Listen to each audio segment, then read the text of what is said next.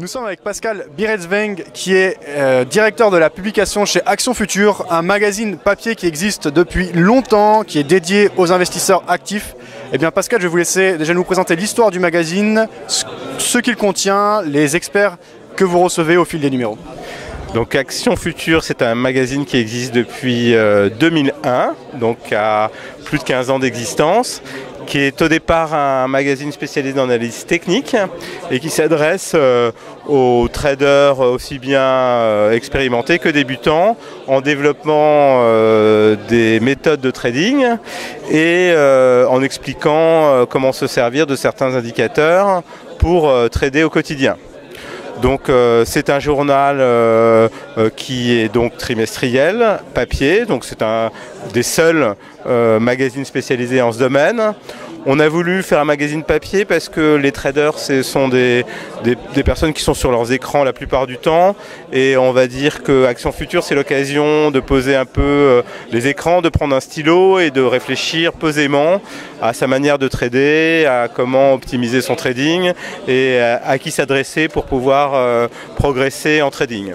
Donc depuis 2 ans, les ventes progressent. On a beaucoup développé le digital puisque aujourd'hui on a 30 000 abonnés à la version digitale et on a un petit peu plus d'1 millier d'abonnés à la version papier. Nos perspectives aujourd'hui, c'est de développer encore plus le digital puisque on prépare un abonnement qui permettra l'accès à tous les anciens numéros en version digitale qu'on est en train de numériser et un abonnement papier qui va continuer puisque nos lecteurs prennent des notes, annotent les graphiques et ont besoin du stylo et du papier pour pouvoir se poser un peu pour apprendre. Très bien. Dans le cadre de ce salon, vous mettez en avant le dernier numéro d'Action Future. Qu'est-ce qu'il contient? Qui est-ce que vous avez reçu? Et quels sont les profils des différents experts? Est-ce que ce sont plutôt des traders, des analystes? Est-ce qu'il y a également des représentants de courtiers? Alors, on reçoit, Action Future est un journal collaboratif et la particularité de n'être rédigé que par des experts et non par des journalistes.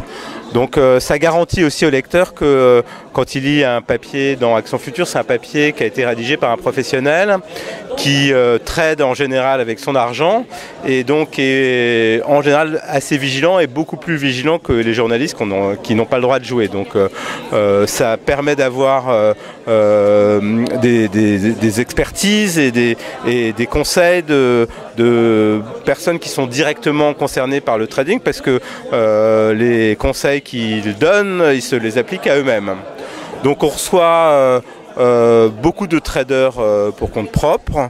On reçoit, on donne assez souvent la parole aux courtiers, effectivement, parce que les courtiers ont des bonnes équipes d'analyse qui peuvent intervenir dans le journal. Les courtiers ont aussi des services de formation pour les traders, donc on se fait l'écho de ces formations. C'est un bon complément pour eux comme pour nous. On essaie d'interviewer en général un grand économiste ou un grand patron d'industrie. Donc on a eu des membres du cercle des économistes, on a eu des patrons du CAC 40 dans les interviews qui ont toujours une vision du marché qui est assez conséquente et assez trapue et qui intéresse nos lecteurs. Mais on est en train de développer également des portraits. C'est quelque chose qu'on a lancé durant ce salon, de traders qui racontent comment ils sont venus au trading, comment ils ont appris, est-ce qu'ils arrivent à vivre du trading, est-ce que ça leur paye simplement des vacances, est-ce qu'ils perdent de l'argent ou est-ce qu'ils en gagnent, comment ils font pour gérer leur trading au quotidien, quel temps ils y consacrent. Donc ça c'est une nouvelle série qu'on prépare et qui va être bientôt publiée dans Action Future. On essaye d'être assez éclectique et de développer aussi les placements plaisir, puisque on a développé une page récemment sur les peintres chinois. On va développer les collections de voitures anciennes, les collections de vins, les caves. Donc on va essayer d'aborder petit à petit toutes les perspectives, tous les différents placements qu'un trader puisse faire, puisque en fait on gagne de l'argent en tradant, mais quelquefois c'est aussi sympathique de le dépenser intelligemment en se payant de la peinture qui est défiscalisée par exemple, ou une moto de collection qui va prendre de la valeur.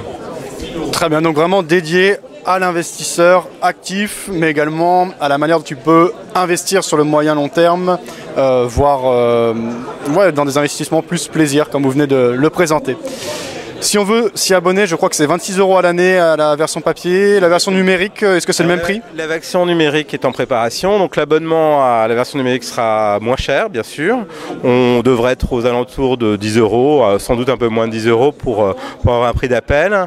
Et cette version-là donnera la possibilité d'avoir accès à l'ensemble de nos archives, donc un fonds éditorial qui est conséquent, puisque dans notre jargon on appelle ça des articles froids, mais une méthode de trading qui a été développée il y a 5 ans, elle est généralement toujours valable et toujours d'actualité 5 ans plus tard. Simplement, il y a des gens qui sont plus à l'aise avec telle ou telle méthode, mais ils pourront piocher dans le fonds éditorial pour s'intéresser aux méthodes qui leur plaisent. Très bien.